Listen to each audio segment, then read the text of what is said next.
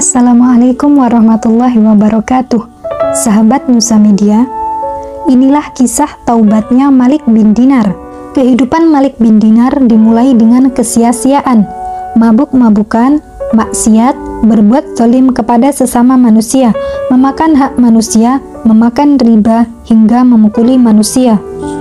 Ia melakukan segala kezaliman. Tidak ada satu maksiat pun, melainkan semua telah dilakukannya. Sungguh sangat jahat, hingga manusia tidak menghargainya karena kebejatan yang dilakukannya. Malik bin Dinar menuturkan, "Pada suatu hari, aku merindukan pernikahan dan memiliki anak. Maka kemudian aku menikah dan dikaruniai seorang putri yang kuberi nama Fatimah. Aku sangat mencintai Fatimah. Setiap kali putrinya bertambah besar, bertambah pula keimanan di dalam hati Malik bin Dinar dan makin sedikit maksiat di dalam hatinya. Setiap kali Fatimah bertambah besar, maka bertambah pula keimanan Malik bin Dinar.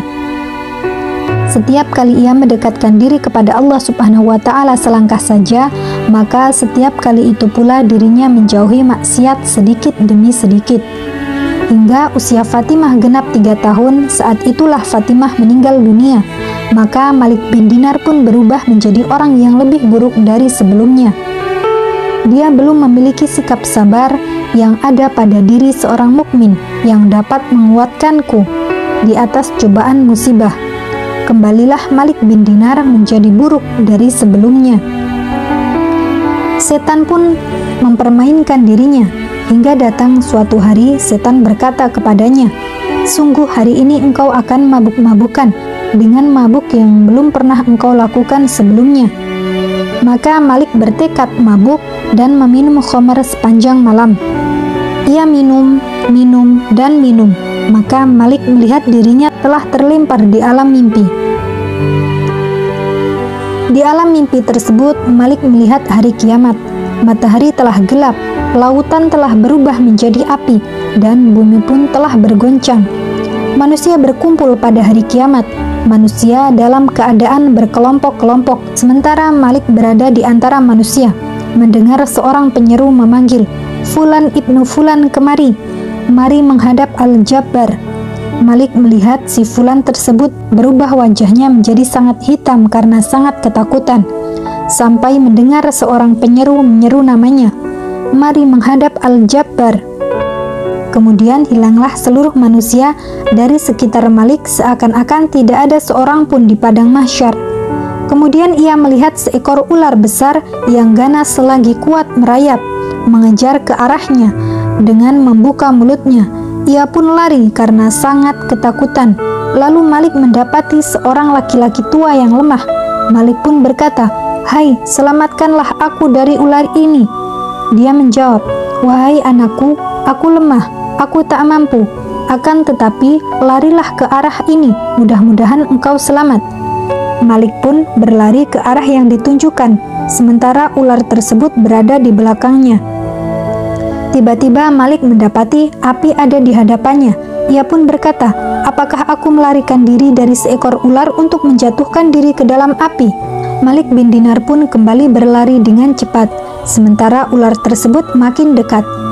Aku kembali kepada lelaki tua yang lemah tersebut dan berkata, "Demi Allah, wajib atasmu menolong dan menyelamatkanku." Maka dia menangis karena iba dengan keadaanku, seraya berkata, "Aku lemah sebagaimana engkau lihat, aku tidak mampu melakukan sesuatu pun. Akan tetapi larilah ke arah gunung tersebut, mudah-mudahan engkau selamat." Malik pun berlari menuju gunung tersebut, sementara ular akan mematuku. Kemudian aku melihat di atas gunung tersebut terdapat anak-anak kecil, dan aku mendengar semua orang tersebut berteriak, "Wahai Fatimah, tolonglah ayahmu, tolonglah ayahmu." Selanjutnya, Malik mengetahui bahwa dia adalah putrinya. Malik pun berbahagia mempunyai seorang putri yang meninggal pada usia 3 tahun yang akan menyelamatkanku dari situasi tersebut. Maka Fatimah pun memegang Malik dengan tangan kanannya dan mengusir ular tersebut dengan tangan kirinya. Sementara Malik seperti mayit karena sangat ketakutan. Lalu dia duduk di pangkuanku sebagaimana dulu di dunia. Fatimah berkata kepadaku, "Wahai ayah, belumkah datang waktunya bagi orang-orang yang beriman untuk tunduk hati mereka mengingat Allah?" Maka Malik mengatakan, "Wahai putriku, beritahukanlah kepadaku tentang ular itu. Itu adalah amal keburukanmu. Engkau telah membesarkannya dan menumbuhkannya hingga hampir memakanmu. Tidakkah engkau tahu, wahai ayah, bahwa amal-amal di dunia akan dirupakan menjadi sesosok bentuk pada hari kiamat? Dan lelaki yang lemah tersebut adalah amal solihmu. Engkau telah melemahkannya hingga dia menangis karena kondisimu yang tidak mampu melakukan sesuatu untuk membantu kondisimu. Seandainya saja engkau tidak melahirkanku, dan seandainya saja tidak mati saat masih kecil, tidak akan ada yang bisa memberikan manfaat kepadamu," ujar Fatimah. Malik pun terbangun dari tidur dan berteriak, "Wahai Robku, sudah saatnya wahai Robku, belumkah datang waktunya bagi orang-orang yang beriman untuk tunduk hati mereka mengingat Allah?" Lantas Malik mandi dan keluar untuk sholat subuh dan ingin segera bertaubat dan kembali kepada Allah Subhanahu wa Ta'ala. Malik kemudian masuk ke masjid dan ternyata sang imam membaca ayat yang sama. Belumkah datang waktunya bagi orang-orang yang beriman untuk tunduk hati mereka mengingat Allah? Masya Allah, begitulah kisah taubatnya Malik bin Dinar rahimahullah ta'ala.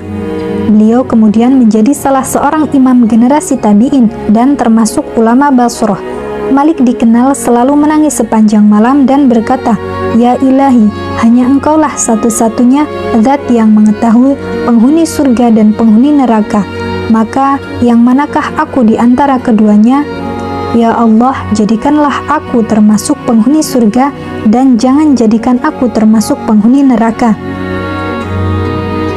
Malik bin Dinar rahimahullah bertaubat dan dia dikenal pada setiap harinya selalu berdiri di pintu masjid berseru, "Wahai para hamba yang bermaksiat, kembalilah kepada penolongmu.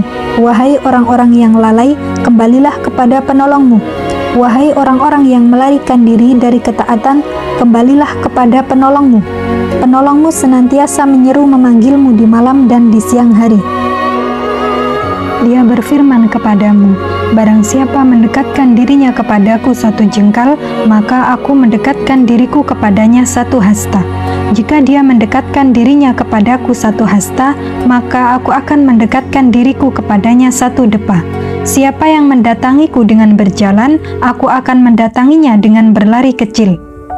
Malik memohon kepada Allah Subhanahu wa Ta'ala agar memberikan rezeki taubat kepada kita. Tidak ada sesembahan yang berhak disembah selain Engkau, Maha Suci Engkau. Sesungguhnya aku termasuk orang-orang yang zalim. Malik bin Dinar rahimahullah ta'ala wafat pada tahun 130 Hijriah atau 748 Masehi. Semoga Allah Subhanahu wa Ta'ala merahmati beliau dengan rahmatnya yang luas. Amin.